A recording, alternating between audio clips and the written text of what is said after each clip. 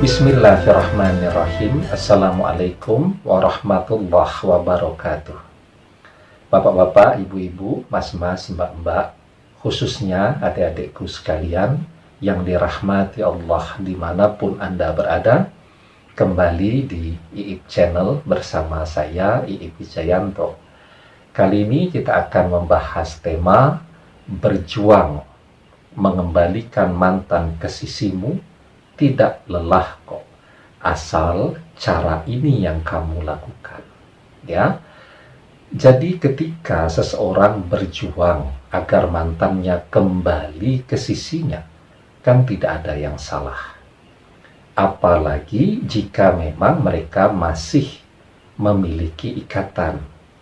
Ya, contoh seorang wanita sudah dikhitbah atau dipinang oleh seorang laki-laki, tapi dia tidak memahami apa definisi dari khitbah atau pinangan itu.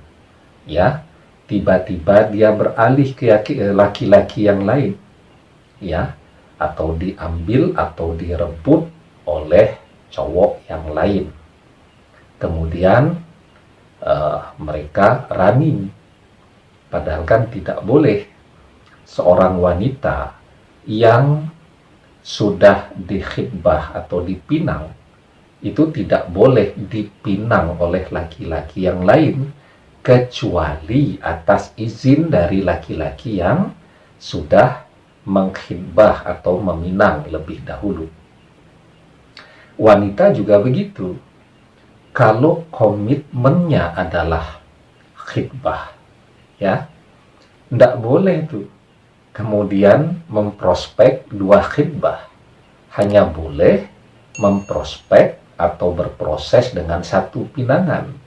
Jadi kalau kemudian memang merasa ini tidak ada kemajuan, ya, maka selesaikan dulu. Ya, kalau sudah closing, tidak dilanjutkan ke jenjang pernikahan, baru menerima khitbah dari laki-laki yang lain. Ya, ini kan aneh. Saya pernah melihat tuh, ada seorang wanita sudah dikhitbah oleh laki-laki, tahu-tahu dia ta'arufan dengan laki-laki yang lain. Kemudian laki-laki yang sudah mengkhitbahnya dia tinggalkan saja tanpa kabar dan berita. Itu namanya menggunakan istilah khitbah atau pinangan tetapi tidak memahami apa arti, makna, dan tujuan dari khitbah itu tadi. Nah, jadi misal wanita yang sudah Anda khitbah ini kemudian pergi dengan laki-laki yang lain, boleh tidak Anda terus berjuang agar dia kembali kepada Anda? Boleh, ya.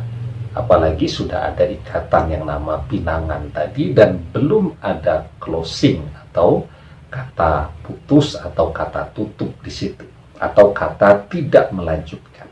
Ya, apalagi jika kemudian, ya, masih terikat sebagai suami dan istri.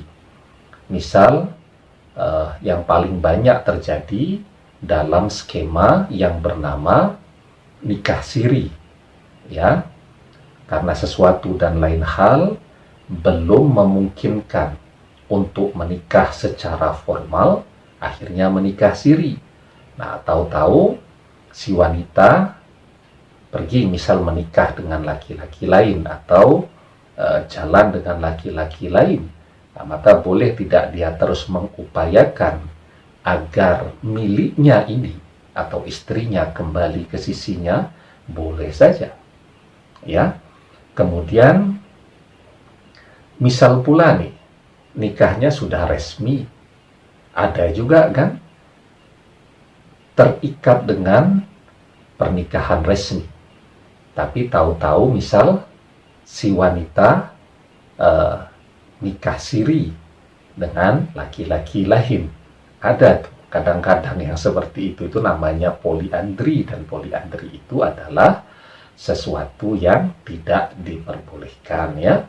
Atau si laki-laki yang diam-diam menikah siri dengan wanita lain. Boleh tidak istrinya terus berjuang agar sang suami kembali ke sisinya, ya, agar anak-anaknya tetap mendapatkan proporsi perhatian dan kasih sayang yang utuh, yang lengkap.